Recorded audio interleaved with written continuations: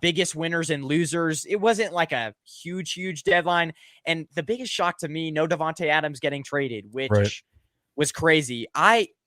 Here's my question to you relating more to the Bengals. I know that your guys' guard position isn't great. I could look up the guy's name right now. Cordell Volson and Alex Kappa.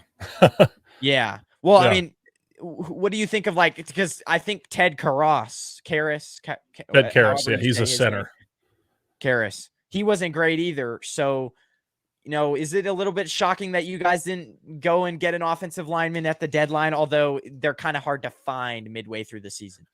I don't think so. I wasn't surprised that they didn't make any moves at all. That's just not really their thing. I can't remember the last time. And the last player for player trade, the last time they got a player was B.J. Hill. And that was a great trade because they sent Billy Price to the New York Giants. And I don't know where he is now, but he's never been. But, B.J. Hill has been a great addition next to DJ Reader on the interior defensive line. But this is not their thing. So A.J. Green's last full year with Cincinnati, the writing was on the wall. Everybody knew this is A.J. Green's last year with Cincinnati. He's not, they're not going to extend him. They're not going to tag him. They're moving on. They're going to have, we brought in Jamar Chase. We already had T. Higgins. Right. And teams were inquiring about A.J. Green at the trade deadline. The Bengals they had the number 6 overall pick the next year. They weren't good. Joe Burrow was already hurt his rookie year. And Mike Brown famously said, we're not in the business of making other teams good. So no, we're not going to do it. So they kept A.J. Green. A.J. Green walked for free. I think there was a compensatory pick, I'm sure. But yeah, it's not their thing. They don't do anything on the trade deadline. They think that the guys to win a Super Bowl are in that room. And based on what they've done over the last 2 years, I can't really argue with them. They've had a lot of success. They've gone to 2 consecutive conference championship games and 1 Super Bowl. So if they don't think that they need anyone else in the locker room, then I'm inclined to believe them. I'll say another loser at the deadline, other than the Bengals, was Davante Adams. I mean, yeah, the thing, it's like to me, I completely see his side. He's wasting his time in Las Vegas, really. I mean, and the thing is like, do the Las Vegas Raiders really, why didn't they?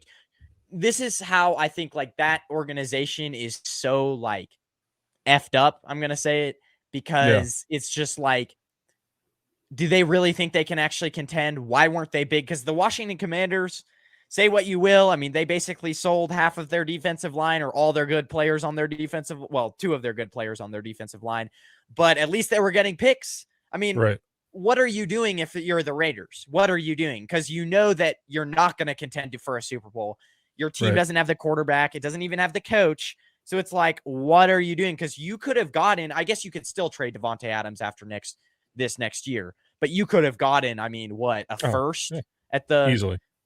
I mean, and I was about to post something today on Twitter. It's like the 49ers should trade Deebo Samuel and like a 3rd or 4th for Davante Adams. Like, that I was actually going to post that. I didn't do that, but it's just, I don't know. That's one of the losers for me. And then, the Commanders, now they have to rebuild a part of their team that is very, that was strong. The one part of their team that was strong. So as far as Davante Adams goes, I think the thing that surprises me the most is when they recruited him from Green Bay. Yeah. And I know they said, I'm excited to play with Derek Carr again because we played together in college. And I kind of want to know if I had to be clear to him and to everyone that Derek Carr wasn't in their future plans because, I just don't understand why he came to the Raiders if he knew that Derek Carr was going to be leaving. You know what I mean? So, I don't know. I don't know why you'd keep him with Jimmy G. They're not going to do anything. So, I don't know. I mean, again, just some teams just don't, they have a way of doing business and they don't want to deviate from that. So, I don't know. Yeah, I mean, and some of the players like Rasul Douglas only went for it was a 3rd round. It was like a there were a lot of in exchange for a 3rd. There's a lot of guys going for cheap, really. Yeah, there was a lot of. I was really surprised that Chase Young went for mid-round picks. So, I figured he would command at least the 2nd, 3rd. but something.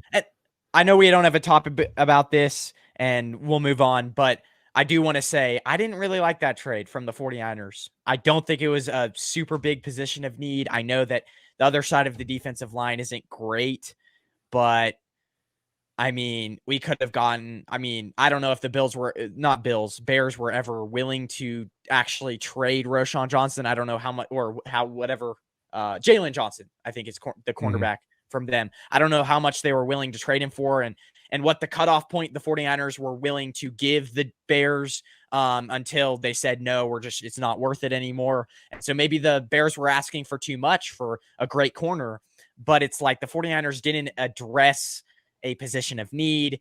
I mean, offensive line would have been, obviously offensive line is really hard to trade for at this point in the season, but I mean, even cornerback, it's like our cornerbacks, as you saw in that last game, can't play man-to-man. Isaiah Oliver don't even get me started on him, our nickel corner. But it's just, it was so confusing to me why the heck we made that trade. I mean, it's a good trade. And maybe if that's the only move we could have done, then you know what, do it. But I would have rather us gone other ways. So I get it. It might not even be it might be a 10-game rental because he's up for an extension next year. So. I mean, they're in a position. I know they lost 3 in a row. I mean, they're going to make noise in January, February. Yeah. It's just, it's going to happen. So they got a great player at a premium position and they got him cheap. And if it's 10 game rental and they win the Super Bowl because Chase Young is dragging quarterbacks down the backfield, then it'll be worth it. But yeah, I don't know. I mean, I was kind of surprised at the compensation, but that's a good move. Now you got Chase Young on the other side of Nick Bosa. I mean, that's a pretty scary duo. Yeah.